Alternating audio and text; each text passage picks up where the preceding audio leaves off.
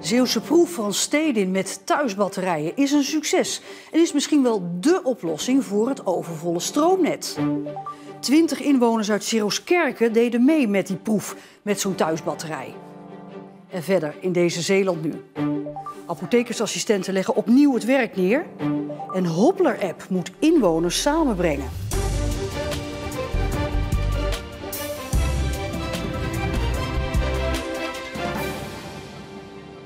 Goedenavond. Thuisbatterijen kunnen de problemen op het stroomnet helpen oplossen. Dat blijkt uit een proef van netbeheerder Stedin met 20 thuisbatterijen in Sirooskerke op Walcheren. De batterijen moeten dan wel precies op het juiste moment aangezet en uitgezet worden. Ja, dit is een 1 kilowatt accu. Die hoef je alleen maar in stopcontact te steken. Dus in die zin kan iedereen hem overal zetten waar hij wil.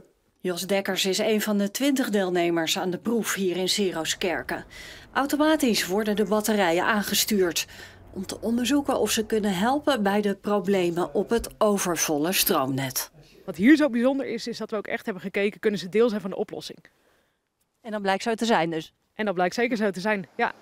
Het stroomnet in het noordelijk deel van Walcheren piept en kraakt door de groei van de recreatiebedrijven. Er wordt steeds meer stroom verbruikt. Het krappe stroomnet kan dat niet meer aan. Dat overbelast onze transformatoren en onze kabels. En dan kunnen er bijvoorbeeld storingen ontstaan. Thuisbatterijen kunnen een deel van de oplossing zijn, blijkt na deze proef.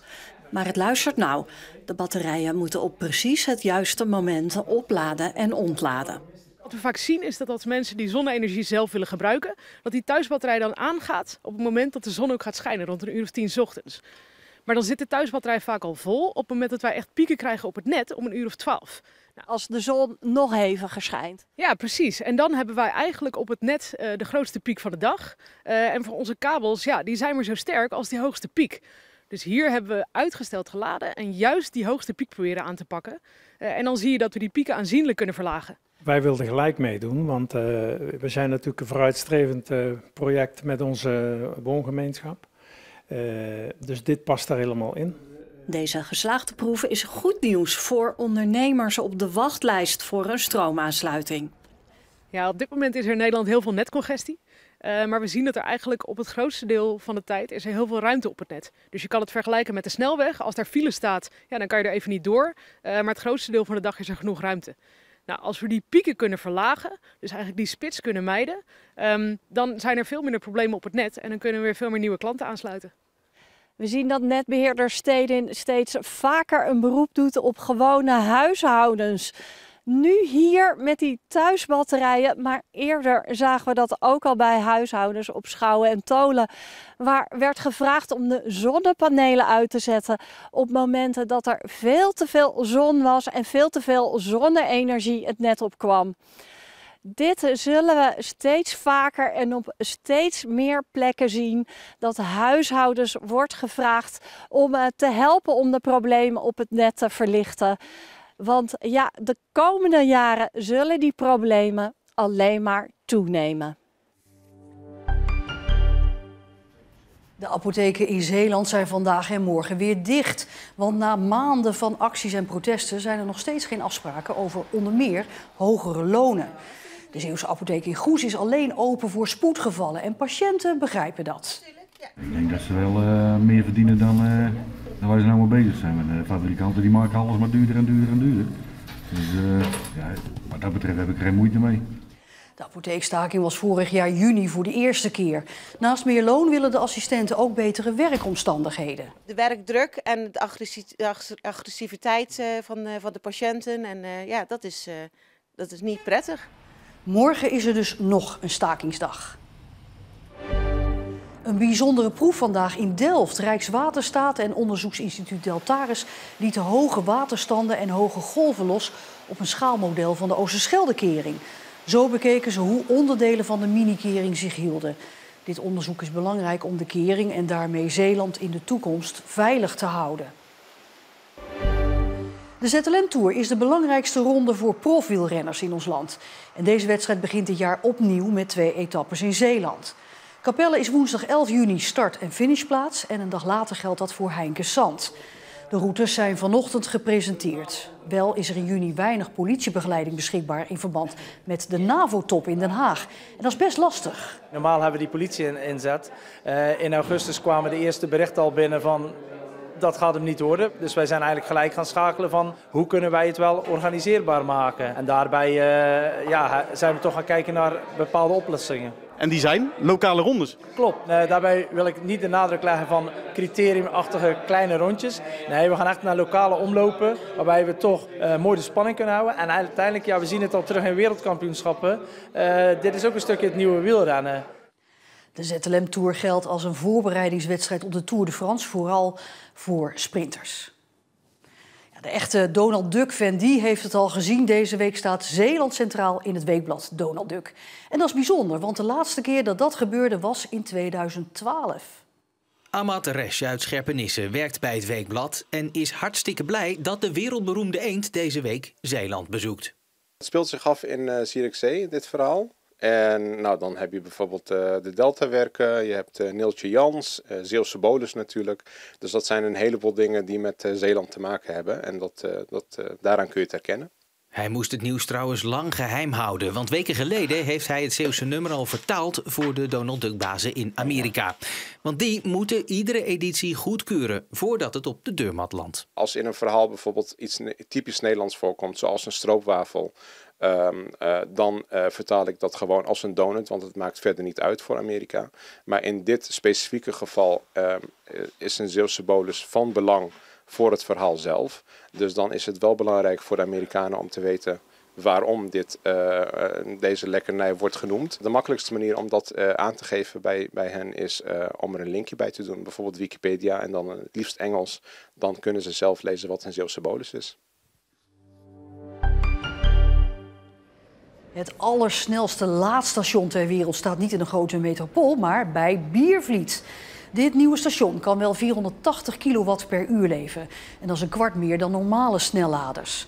Vooral elektrische vrachtwagens kunnen profiteren van deze supersnelle lader. En daarom is het buitengebied bij Biervliet helemaal niet zo'n gekke plek. Wij zitten hier aan een drukke route van Vlissingen naar Zeebrugge. En als deze transitie doorgaat de komende jaren, is er gebrek aan een goede lader. Voor deze chauffeur scheelt het al gauw een half uur. En dat is niet alleen fijn voor hem, maar ook voor zijn baas. Als een vrachtwagen nu binnen zijn pauze kan laden, is dat natuurlijk belangrijk. Zeker als die 2 keer per dag moet komen. Ook auto's kunnen dus terecht bij deze snellader. Alleen ligt het aan het type auto hoe snel er dan geladen kan worden. En ook vandaag reikte het provinciebestuur weer een Zeeuws compliment uit voor mensen die met hun organisatie iets goeds doen. Vandaag reikte gedeputeerde Wilfried Niele een compliment uit aan Cor van Sluis van Zeeland Refinery, die het fabrieksterrein omtovert in een natuurgebied. Het mooie is natuurlijk dat andere bedrijven ook hier naar kijken en die dat eigenlijk volgen. Want ik heb het nog niet verteld, maar onze hoofdvestiging in Parijs die heeft eigenlijk ons raffinaderij als voorbeeld genomen voor heel de wereld. Dus dat is eigenlijk dit werk wat we hier... Ook een heel groot compliment. Nou ja, dat zou je zo kunnen noemen, ja. En morgen zijn alle winnaars van het Zeeuwse compliment te gast bij waarnemend commissaris van de Koning Hugo de Jonge. Je hoort het steeds vaker, kritiek op sociale media. Ze zouden mensen tegen elkaar opzetten en het publieke debat vergiftigen met hun polariserende algoritme. En daarom willen veel Zeeuwse gemeenten er niet meer van afhankelijk zijn. De ene na de andere gemeente omarmt dan ook de van oorsprong Belgische Hoppler-app. Voor en door buurtgenoten. Dit is hem dan, de Hoppler-app. Eigenlijk lijkt het heel erg op Facebook, maar dan echt alleen voor je eigen buurt. Dus je ziet berichten van de gemeente, je ziet enquêtes die je kan invullen. Je ziet ook activiteiten. Zo zie ik hier dat bij het dorpshuis Het Kijken in Zuiddorp op dit moment een kaartmiddag is. Maar het is vooral ook bedoeld voor berichten van bewoners onderling. Soms vergeet je wel iets in de winkel. Dichtstbijzijnde winkel is best een eindje. En dan zet je op Hoppelen van ik ben bijvoorbeeld de boter vergeten. Is er iemand die binnenkort naar de winkel gaat en voor mij een pakje boter kan meebrengen?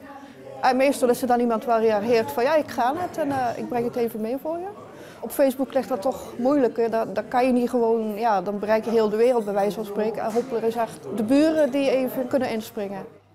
Heel Zuiddorp weet dankzij die Hoppler-app dat er hier in het dorpshuis nu gekaart wordt. een van de vele activiteiten die met die Hoppler-app gedeeld worden met de buurt. Een heel handig systeem vindt ook de gemeente Terneuzen. De gemeente Terneuzen was ook de eerste Zeeuwse gemeente die dit systeem voor het eerst ging gebruiken. Waarna het zich als een olievlek verspreidde over de andere Zeeuwse gemeenten. Alleen Noord-Beveland, Schouwen-Duiveland en Rijmerswaal gebruiken het op dit moment niet. Maar de gemeente Terneuzen heeft voor die gemeente nog wel een boodschap. Sluit je aan, want het helpt enorm. De kosten om je aan te sluiten zijn erg laag. En de tevredenheid van inwoners is heel erg groot.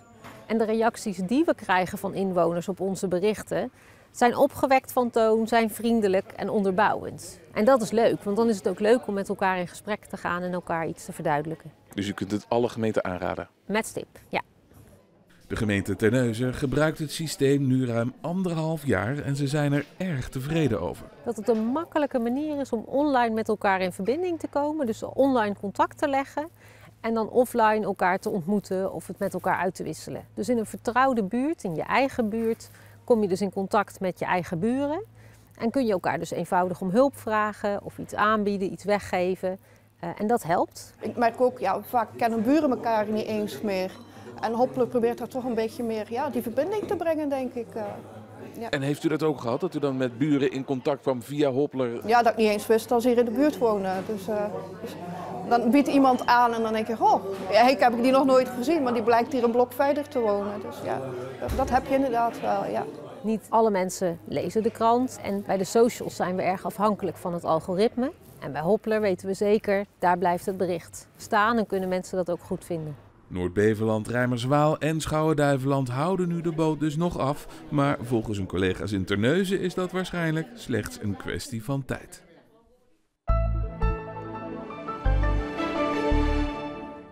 Veel plekken in Zeeland hadden vandaag te maken met natte sneeuw en kou. Op andere plaatsen brak juist de zon door, zoals hier in Koleensplaat. De komende dagen blijft het grotendeels droog, met zelfs af en toe zonnige periodes. Het is wel koud, met temperaturen rond de 4-5 graden overdag. En veel meer nieuws in Zeeland op onze app en onze site en op onze social media kanalen. Daar het verhaal van de 63-jarige Leni uit Boerenhol, die toch auditie mag doen voor de Passion die dit jaar in Terneuzen wordt opgevoerd. KRO en NCRV hadden eerst gezegd dat deelnemers niet ouder dan 45 jaar mochten zijn, waarop een storm van protesten losbrak. En nu mag iedereen boven de 18 jaar auditie doen. En die audities die zijn binnenkort in Amsterdam.